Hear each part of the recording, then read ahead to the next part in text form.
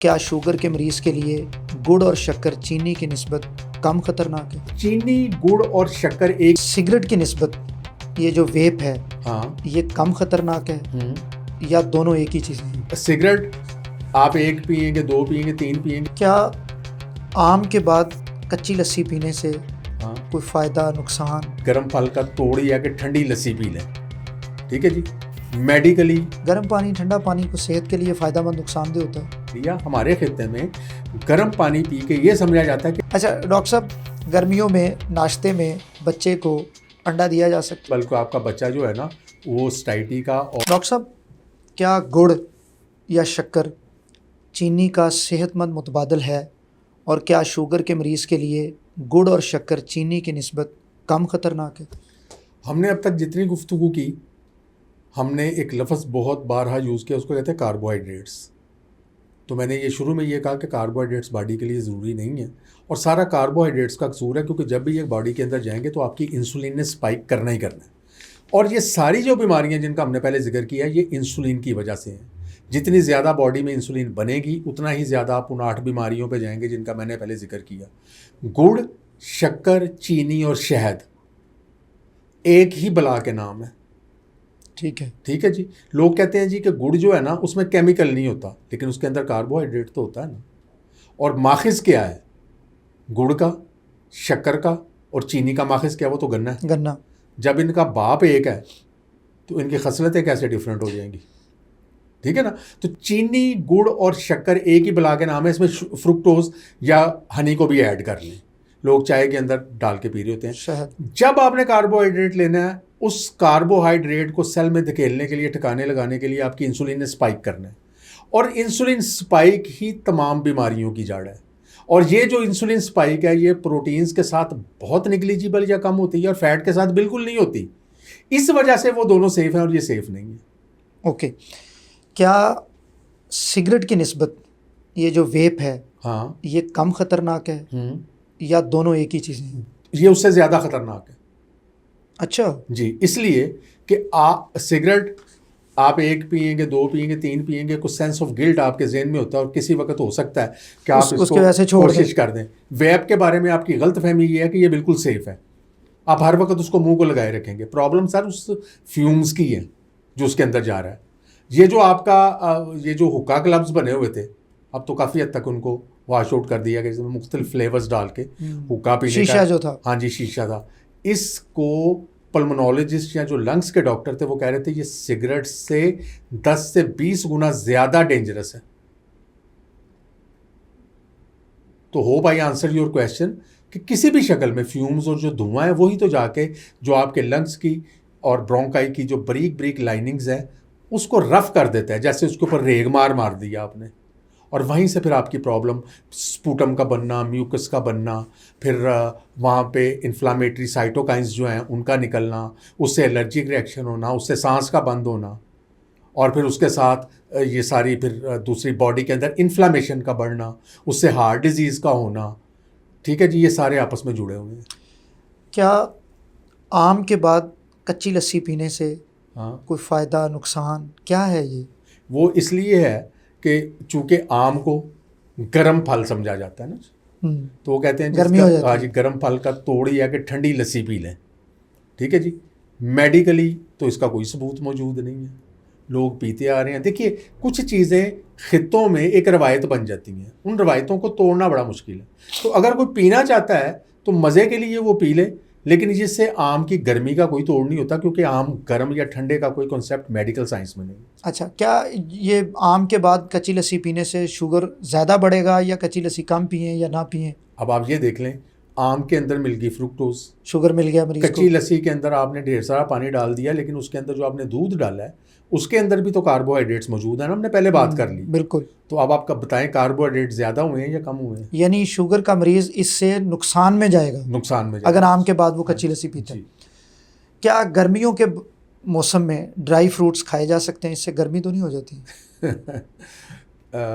हमारे यहाँ dry fruit और मछली की दुकान तकरीबन बंद हो जाती है गर्मियों में, कारोबार ही बंद हो जाता है। अच्छा, इसका जवाब मैं लोगों को ये अक्सर देता हूँ कि भाईजान, इस खित्ते में क्या गर्मी गल्फ़ से ज़्यादा पड़ती है? हाँ, वहाँ तो सहरा में बहुत ज़्यादा गर्मी है। हर अरबी का खाना जो वहाँ पे रहते हैं ना लोग, अपने रिश्तेदारों से पूछ के देख लें, गर्मी हो या सर्दी, उनकी बिरयानी के अंदर काजू बादाम अखरोट मौजूद होते हैं। और बिरयानी वहाँ पे इतनी मरगूब है और मछली इतनी मरगूब है। अब ये कहाँ से कॉन्सेप्ट आया गर्म और ठंडे का? कॉन्सेप्ट यहाँ से आया कि देखिए हमारे यहाँ मछली यूजली तल के खाई जाती है और उसके ऊपर ढेर सारा मसाला छिड़क लिया जाता है। जब ये मछली खाते हैं तो अमूमन मैदे में तेजाबियत हो जाती है, जलन शुरू हो जाती है। जलन शुरू हो जाती है, ठीक है। उस जलन को गर्मी का नाम दे दिया गया। अच्छा ठीक है ना जी, गर्मी हो गई ये है। गर्मी हो गई है और डेट वाकई उनको हीट महसूस हो रही होती है ना, जलन गर्मी को कहते हैं ना। अब वो जलन की वजह से ये मिथ मशहूर हो गई, ठीक है जी। अब उन्होंने कहा जी गर्मी में जवान है, हमने मछली नहीं खानी। इसी तरह कार्बो, ये जो आपके नट्स एंड सीड्स हैं, ज़्यादा मिकदार में खाएंगे तो इनके अंदर ऑयल होता है। ऑयल है ना इसके अंदर, बिल्कुल। अखरोट के अंदर भी ऑयल है, काजू के अंदर भी, बादाम के अंदर भी बादाम रोगन मौजूद है।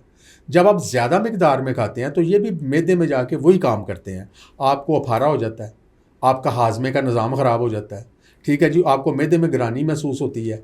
और चूँकि ये मतलब नट्स एंड सीड्स हैं, थोड़ा आप ज़रा एनर्जेटिक भी थोड़ा सा फील करते हो, एनर्जी फील होती है। ख़ास तौर पे काजू खाने के बाद ना, आप कभी गौर कीजिएगा, बंदे को लगता है कि ताकत आई है। और आपकी बॉडी में थोड़ा सा आपका मेटाबॉलिज्म इस तरह का होता है कि आपको ऐसे लगता है कि बॉडी मेरी थोड़ी सी हीटअप हो रही है। सर्दियों में आप काजू खा के देखिएगा, ठीक है जी। अगर आपको ठंड लग रही है ना, काजू खा लें, 15-20 मिनट के बाद आपको महसूस होगा।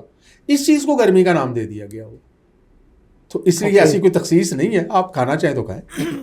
गर्म पानी जो होता है बाज़ लोग पीते जी। हैं और इसको बड़ी समझा जाता है कि स्टेटस और बड़ा अजीम आदमी है, गर्म पानी पीता है सिर्फ। हाँ। गर्म पानी, ठंडा पानी को सेहत के लिए फ़ायदेमंद नुकसानदेह होता है? गर्म पानी का रवाज कहाँ से चला था? ये बेसिकली ये हज़ारों सालों से चाइना के अंदर ये एक चीज़ है कि जो गर्म पानी पीते हैं। लेकिन आप दूसरी तरफ ये भी देख लें, चाइनीज़ अब मोटे होने शुरू हुए हैं जब उनके मुल्क के अंदर ये पिज़्ज़ा और फ्राइड चिकन आया, फास्ट फूड आया जब। बाकी तमाम उनका जो फूड मुश्तमिल रहा है वो सी फूड पे रहा है, ठीक है ना जी। सी फूड के ऊपर वो रहे, गर्म पानी पीने से वो स्लिम स्मार्ट रहे। तो लोगों ने ये समझ लिया, हमारे खित्ते में गर्म पानी पी के ये समझा जाता है कि इससे चर्बी पिघल जाती है। अच्छा, आप मुझे बताइए इंसानी बॉडी में कौन सा ऐसा रास्ता है जो गर्म पानी सीधा चर्बी वहां पे से गिरेगा, सीधा जाके आपके पेट के अंदर चर्बी पे गिरेगा जाके, चर्बी पे गिरेगा और वो पिघल जाएगी। और पेट में तो चर्बी अंदर होती ही नहीं, अंदर वाली साइड पे तो बाहर होती है। और दूसरा, आप ऐसे करें ना, इस दफ़ा बकरे की ढेर सारी चर्बी लाएं, प्लेट में डालें, उसके ऊपर उबलता हुआ खौलता हुआ पानी डालें और फिर मुझे बाद में बताइएगा उसमें कितने % कमी हुई है। कोई ख़ास यानी फ़ायदा नहीं है उसका। फायदा नहीं। अच्छा डॉक्टर साहब, गर्मियों में नाश्ते में बच्चे को अंडा दिया जा सकता है? जी बिल्कुल दिया जा सकता है, उबला और हुआ देना अंडा, चाहिए भी। उबला हुआ अंडा भी खा सकते हैं? उबला हुआ खाए जो उसको पसंद है। अगर वो गर्मी ऑमलेट तो नहीं हो पसंद- जाएगी उससे? सर उसको बिल्कुल गर्मी नहीं होगी, बल्कि आपका बच्चा जो है ना वो स्टाइटी का और उसका जो है ना भूख का सर्कल वो बंद रहेगा। और दूसरा, उसकी प्रोटीन्स की वजह से, अंडे के अंदर प्रोटीन्स भी और फैट्स भी हैं, ठीक है जी, उसकी वजह से उसकी मसल बिल्डिंग बेहतर होगी, बहुत बेहतर हो जाएगी, क्योंकि उसने सारा दिन भागना दौड़ना भी है। अच्छा ये भी बात है एक ज़िमरन साइड किक के तौर पे, सिर्फ प्रोटीन्स खाने से मसल बिल्ड नहीं होते। आपने आज ढेर सारा गोश्त खा लिया और आपने अंडे ढेर सारे खा लिए और बेड के ऊपर लेट गए, सर अगर इसको आपने अपने मसल्स का हिस्सा बनाना है तो फिर आपको रेजिस्टेंस ट्रेनिंग करनी पड़ेगी, थोड़े से डंबल लगाने पड़ेंगे, थोड़ी सी उठक बैठक करनी पड़ेगी, डंड लगाने पड़ेंगे, वर्कआउट करें। हाँ जी, मसल के अंदर प्रोटीन तब जाएगी जब रेजिस्टेंस ट्रेनिंग करेंगे, ये वॉक से भी नहीं जाएगी, ठीक हो गया ना जी। रेजिस्टेंस ट्रेनिंग करेंगे तब जाएगी। अब बच्चे को आपने अंडा खिलाया, गोश्त खिलाया और बच्चा सारा दिन जनाब भाग रहा है, दौड़ रहा है, उल्टबाजियाँ लगा रहा है और जो है वो इस तरह की फ़िज़िकल एक्टिविटी में इंडल्ज है, तो इससे उसके मसल्स जो हैं वो बिल्ड करेंगे। जितना ज़्यादा मसल बिल्ड करेगा, sugar, blood pressure, heart disease ये उससे कोसों दूर होती चली जाएगी। जेन्युइनली लास्ट क्वेश्चन, जी। क्या बच्चों को ये मल्टीविटामिन जेलीज आजकल चलती हैं ये देनी चाहिए? बिल्कुल नहीं देनी चाहिए। अच्छा। याद रखिए कि ये जो विटामिन जेलीज हैं ये फिर वही प्रोसेस में आ गई हैं, इनके अंदर आर्टिफिशियल कलर्स मौजूद हैं, ठीक है जी। इनको प्रोसेस करके जेलाटिन और इस तरह की चीज़ें डाली गई हैं और शायद थोड़ी सी विटामिन्स भी इसमें डाल दी गई हों। ये सिर्फ और सिर्फ गिमिक्स हैं फार्मा इंडस्ट्री की अपनी दवा बेचने के लिए। जिस बच्चे को बैलेंस डाइट मिल रही है, हमारे पास माएँ आती हैं डॉक्टर साहब, और ये फैशन है बन चुका हुआ है किसी मकसद के लिए, डॉक्टर साहब मैंने ताकत दा सिरप लिख दो। भाई क्यों लिख दे? आपके घर में गोश्त नहीं आता? अंडे हाँ, नहीं आते, बिल्कुल। फल नहीं आते, पिज़्ज़े बर्गर आपके बच्चे खा रहे हैं, आपके बच्चे बोतलें पी रहे हैं, फ्रिज वो छोड़ नहीं रहे। इन बच्चों को भी यार माल न्यूट्रिशन हो सकती है। हाँ, उस घर से उनकी काम वाली का बच्चा अगर मेरे पास आएगा जो मुझे एनीमिक नज़र आ रहा है, जो मुझे डिप्लीटेड नज़र आ रहा है अपने मसल्स में, जो कि मुझे माल नरिश्ड आ रहा है, तो यार उसकी भूख बढ़ाने के लिए, उसके बाकी मसाइल को देखते हुए उसको मैं एक अच्छा सा विटामिन दे सकता हूँ, क्योंकि उस खातून के पास वो डाइट प्रोवाइड करने के मेयर्स नहीं है। लेकिन फैशन के तौर पे विटामिन्स, याद रखिए विटामिन्स भी दवाइयाँ हैं, ठीक है। डॉक्टर साहब आयरन लिख दो, भाई क्यों लिख दें? आयरन वाहिद ऐसी मिनरल है आपकी जो कि जाके लिवर में मेटाबोलाइज होती है और लिवर से निकलने का कोई रास्ता नहीं है। हीमैक्रेमेटोसिस आपने एक बीमारी सुनी होगी, ठीक है ना, आयरन जिसमें, हाँ जी, वो आयरन की ज्यादती की वजह से होती है। बेतुके आयरन के सिरप पीते चले जा रहे हैं, क्योंकि किसी के बच्चे को दिया था, उसकी माँ ने अपनी हमसाई को बताया कि मेरा बच्चा पीला था, बिल्कुल बेहतर हो गया, देखो ये मैंने पिलाया, सुर्खो सफेद हो गया। उसका पहले ही सुर्खो सफेद है, वो मजीद करने के चक्कर में उसको आयरन देना शुरू करके उसका लिवर तबाह कर देती।